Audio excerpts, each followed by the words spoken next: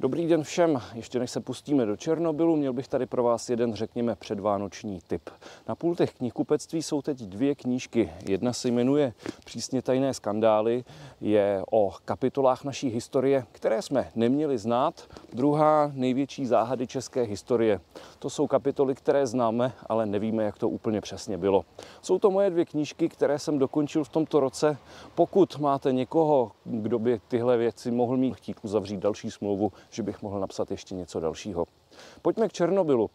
Trochu jsem váhal, než jsem tohleto video vypublikoval, protože byť jsem v Černobylu byl, byť se o havárii dlouhodobě zajímám, přeci jenom nejsem vystudovaný jaderný fyzik. Berte to prosím tak. A zároveň si myslím, že některé ty rozdíly, které v seriálu...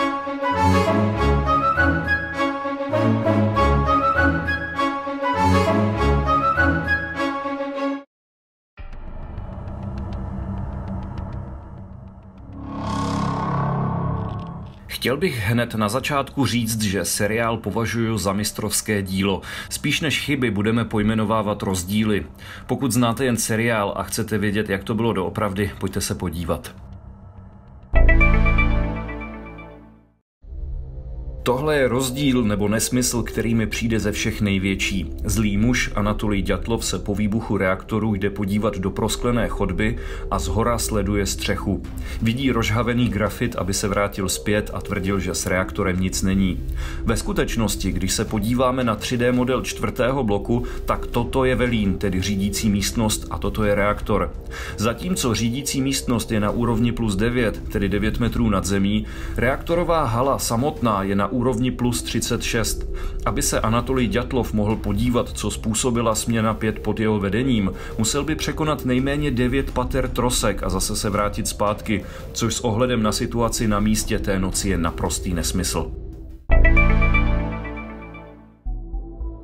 Anatolij Ďatlov je v seriálu vyobrazený jako hlavní viník celé nehody. Tady právě vyhrožuje svým podřízeným, že pokud ho neposlechnou a neporuší předpisy, tak je vyhodí. Anatolij Ďatlov byl ve skutečnosti sice velice přísný a velice neoblíbený mezi podřízenými, nicméně profesionál. Jak uvádí například Serhij Plokhy, který o černobylské katastrofě vydal kladně hodnocenou knihu, byl to Anatolij Ďatlov, který sice naléhal na urychlené uskutečnění experimentu, nicméně to bylo kvůli tomu, aby co nejdříve ukončili stav, ve kterém se jim na řídících panelech objevovala různá varování a alarmy. Takto dramatická směna navíc na elektrárně nebyla v té době nic výjimečného. Anatolij Ďatlov po výbuchu naopak vyháněl svoje spolupracovníky, aby utekli. Někteří ho ale dokonce neposlechli. Já Ďatlov Anatolij Stepanovič, bывший заместитель главного инженера Чернобыльской атомной электростанции po exploataci. Toto je skutečný Anatolij Ďatlov při rozhovoru, který poskytnul před svou smrtí. Jak jsem se dozvěděl, v elektrárně na počátku 90. let probíhalo ještě jedno vyšetřování nehody. Na rozdíl od známého prvního vyšetřování a soudu, které svalili veškerou vinu na operátory, se ukázalo, že chyby operátorů byly, ale nebyly natolik zásadní. To hlavní, co způsobilo nehodu, byly konstrukční chyby reaktoru. A také to, že o nich operátoři nevěděli. Obsluha se dostala do situace, kterou nemohla vyřešit správně. Na jedné straně byly předpisy od výrobce nařizující reaktor vypnout, na druhé straně byly předpisy pro provedení testu. Jedny z nich porušit museli.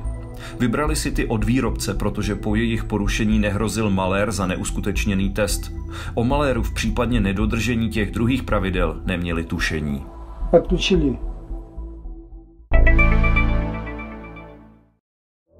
Anatolije Ďatlova si autoři seriálu vybrali jako zlého muže a Valerie Legasova naopak udělali kladným hrdinou. Nic není vzdálenější pravdě, než právě tohleto pojetí.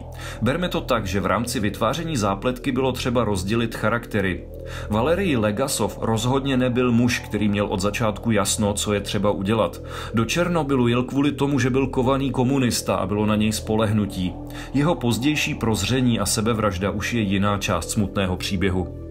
Pravdou ovšem je, že pracovníci elektrárny si ještě několik hodin odmítali připustit, že reaktor 4. bloku je zničený. Když viděli poházené kusy grafitu v okolí 4. bloku, šli jako první zkontrolovat uskladněný grafit, který byl v elektrárně připravený pro dokončovaný 5. blok.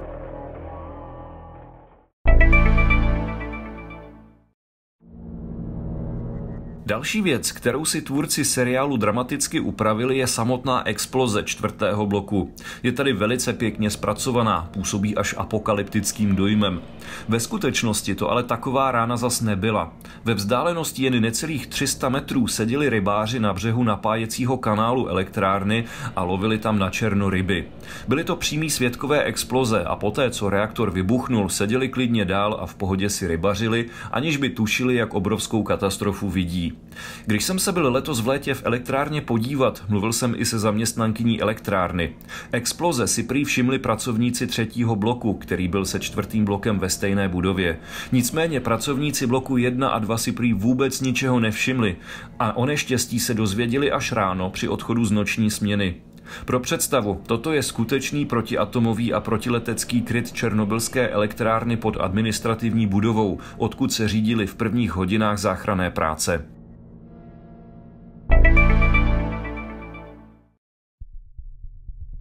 Tohle je velmi oblíbená a filmaři dlouze pojatá scéna seriálu. Obyvatelé Pripyati se jdou podívat na hořící elektrárnu z mostu přes železniční trať. O něco později toho velmi hořce litují kvůli akutní nemoci z ozáření. Ve skutečnosti se první radioaktivní oblak Pripyati těsně vyhnul. Pokud jde o samotný most smrti, jedná se vlastně dnes už o městskou legendu, která se kolem havárie nabalila. Žádné oběti mezi dospělými obyvateli Pripyati a tím spíš z mostu smrti nejsou potvrzeny. Úroveň radiace ve městě stoupala postupně. Z obyvatel Pripyati utrpěli radiací především děti. Statistiky dokazují, že je u nich výrazně častější rakovina.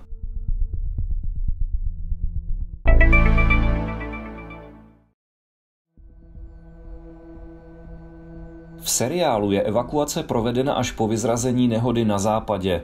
Ve skutečnosti to tak nebylo. Samotná evakuace obyvatel měla ale být provedena dříve. Celé zdržení jde na vrub bolševickému režimu, kde nikdo nechtěl převzít zodpovědnost za rozhodnutí evakuovat 50 000 město. Reaktor explodoval v noci z pátka na sobotu.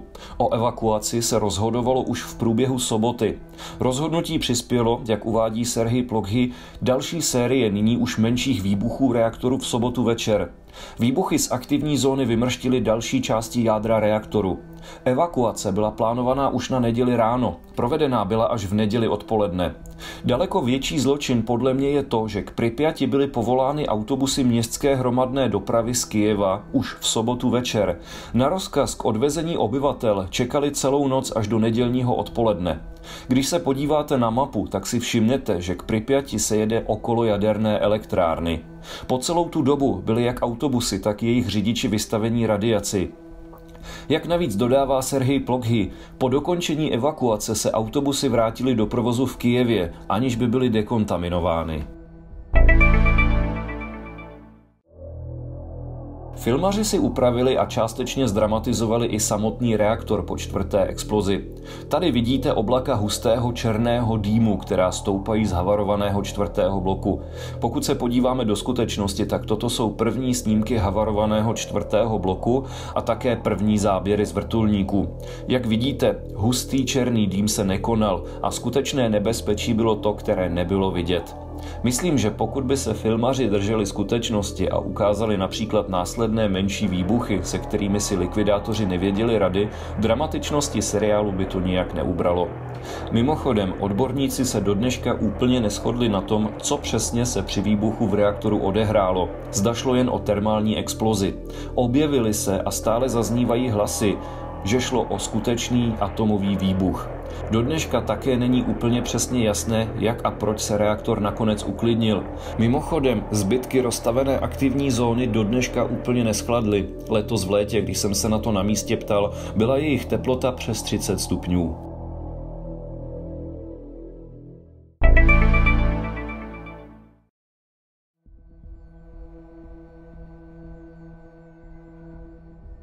Tohle je snad nejpůsobivější hororová scéna seriálu, nicméně odborníci na nemoce z ozáření upozorňují, že popáleniny, nikoli v povrchové krvácení, se objevují podle množství záření, kterému byl člověk vystaven až po hodinách či dokonce po desítkách hodin. Nijak to samozřejmě nesnižuje hrdinství obětí nehody. Někteří z pracovníků 5. směny šli zachraňovat své kolegy, přestože věděli, co riskují, a přišli o život.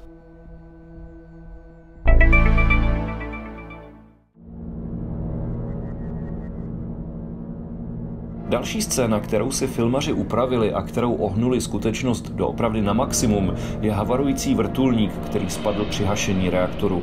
Vrtulník skutečně spadl, nicméně stalo se tak až 2. října 1986.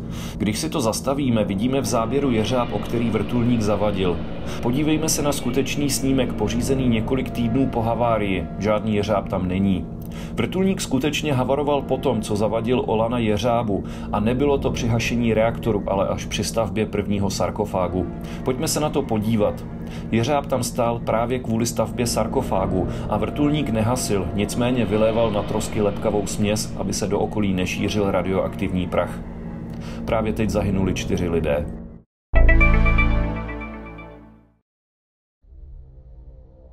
Slavná scéna, ve které se horníci z Donbasu vzepřou rozkazu pomoci při záchraně Černobylu, aby ho nakonec šli vyplnit, je také vymyšlená. Něco takového bylo v totalitním bolševickém režimu nemyslitelné. Bolševický režim se svých obyvatel ve skutečnosti bál a likvidátory havárie nabíral i pomocí zastrašování a lhaní. Obzvlášť otřesné je čtení v knize Modlitba za Černobyl od Světlany Alexejevičové. Najdete v ní autentické výpovědi likvidátorů, vysídlených obyvatel zakázané zóny, manželky hasiče Vasilie Ignatěnka, ale i svědectví o umírajících dětech. Nechci tu zpochybňovat mistrovskou práci tvůrců seriálu. Jde o dokonalý horor podle skutečné události, ale nejde o věrný popis havárie. Pojďme se podívat ještě na jednu zajímavost. Toto je ukrajinský prezident Kučma 15. prosince roku 2000, kdy navštívil 3. blok černobylské jaderné elektrárny. Toho dne dal rozkaz definitivně zastavit provoz ve 3. reaktoru, posledním, který ještě fungoval. Pojďme se podívat na to, jak to vypadá, když se ve skutečnosti odstavuje černobylský reaktor tlačítkem AZ5. Заглушить реактор ключом АЗ-5. Команду понял. Заглушить реактор ключом аварийной защиты 5. Выполняйте. Понял. Приступаю. Внимание на блочном. Приступаю к заглушению реактора ключом аварийной защиты 5.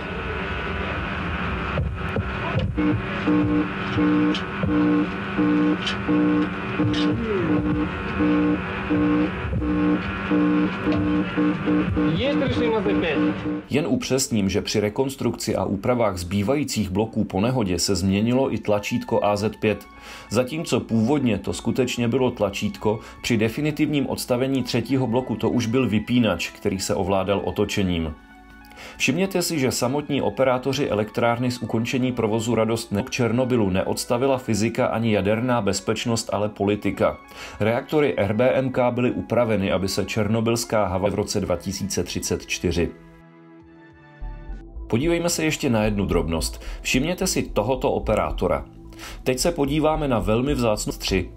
Přijde vám to taky, že to je jeden a ten samý operátor? No a na samotný závěr ještě jedna pozvánka. I my v Československu jsme měli malý Černobyl. Tím byla atomová elektrárna Jaslovské Bohunice A1, kterou vyřadili 2 havárie v 70. letech. Elektrárna se stále likviduje. Víc z ní v minulosti potají unikala radiace. Tento týden jsem v pořadu Záhady Josefa Klímy na televizi Seznam odvykolí. Články o spisech, které se mi podařilo vypátrat a dosáhnout částečného odtajnění socialistického nepořádku v Jaslovských Bohunicích,